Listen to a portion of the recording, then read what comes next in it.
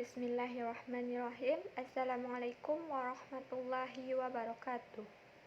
Perkenalkan, nama saya Resti Armita dengan NIM 21061012 dari Program Studi Pendidikan Teknik Bangunan, jurusan Teknik Sipil, Fakultas Teknik Universitas Negeri Padang.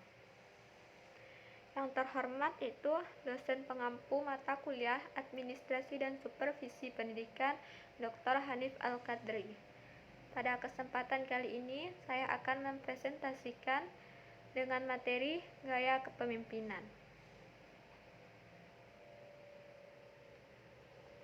Adapun pengertian dari kepemimpinan itu sendiri adalah memainkan peranan yang dominan, krusial, dan kritikal dalam keseluruhan upaya untuk meningkatkan prestasi kerja, baik pada tingkat individual, kelompok, dan organisasi yang dipimpin oleh seorang pemimpin, seperti pada suatu perusahaan. Menurut Blanchard and Hersey dalam Sutrisno, kepemimpinan adalah proses mempengaruhi kegiatan individu dan kelompok dalam usaha untuk mencapai tujuan dan dalam situasi tertentu.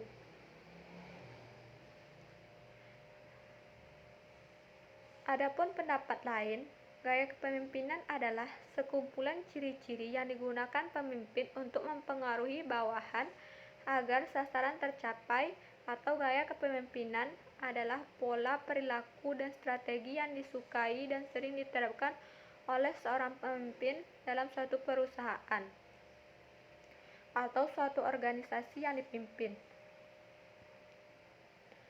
Adapun macam-macam dari kepemimpinan itu sendiri, yang pertama yaitu tipe karismatis.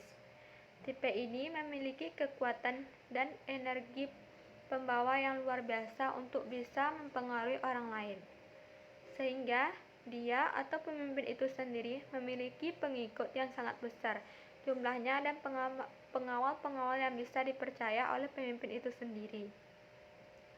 Tipe yang kedua yaitu paternalistis.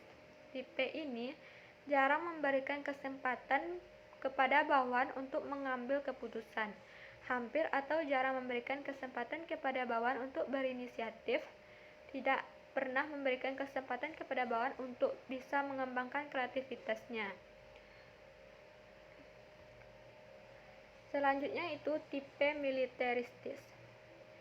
Tipe ini memiliki sifat lebih banyak menggunakan sistem perintah atau komando terhadap bawahannya, berlaku keras dan sangat otoriter, kaku, dan sering kurang bijaksana, menghendaki kepatuhan yang mutlak dari bawahannya, sangat menyukai formalitas. Yang keempat yaitu autokratis. Kepemimpinan ini mendasarkan diri pada kekuasaan dan paksaan yang mutlak dan harus dipatuhi. Setiap perintah dan kebijaksanaan yang diambil tidak pernah melibatkan bawahan, atau dalam mengambil suatu keputusan tidak pernah bermusyawarah dengan bawahannya.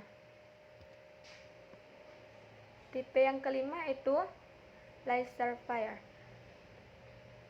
Ciri khas dari pemimpin ini adalah pemimpin praktis tidak memimpin. Dia membiarkan anggota kelompoknya berbuat sesuai kemauannya sendiri. Pemimpin ini juga tidak berpartisipasi sedikit pun terhadap kegiatan kelompok atau organisasinya. Yang keenam yaitu tipe populistis. Kepemimpinan ini bersifat membangun solidaritas rakyat. Misalnya, Soekarno dengan idealisme marxisme yang menekankan masalah kesatuan nasional, yang sikap yang berhati-hati terhadap kolonialisme, serta penindasan penguasaan oleh kekuatan-kekuatan asing. Tipe yang ketujuh yaitu tipe administratif atau eksekutif. Tipe ini kepemimpinan yang mampu menyelenggarakan tugas-tugas administratif secara efektif. Tipe yang kedelapan yaitu tipe demokratis. Tipe kepemimpinan ini berorientasi kepada manusia dan memberikan bimbingan secara efisien kepada pengikutnya. terhadap koordinasi pekerjaan kepada semua bawahan dengan penekanan kepada tanggung jawab internal atau pada diri sendiri dan kerjasama yang baik.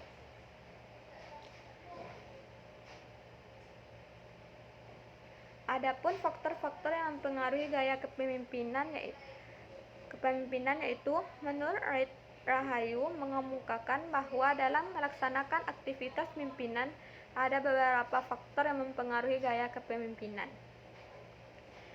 Yang pertama yaitu kepribadian atau personality.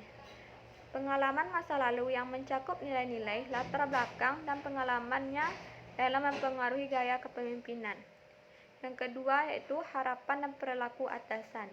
Yang ketiga, karakteristik. Harapan dan perilaku bawahan mempengaruhi terhadap apa gaya kepemimpinan. Yang keempat, kebutuhan tugas. Setiap tugas bawahan juga akan mempengaruhi gaya kepemimpinan. Yang kelima, iklim dan kebijaksanaan organisasi mempengaruhi harapan dan perilaku bawahan. Dan yang keenam, harapan dan perilaku rekan juga sangat mempengaruhi gaya kepemimpinan dari suatu pemimpin dalam berorganisasi. Baiklah, mungkin itu saja yang dapat saya sampaikan. Saya akhiri. Wassalamualaikum warahmatullahi wabarakatuh.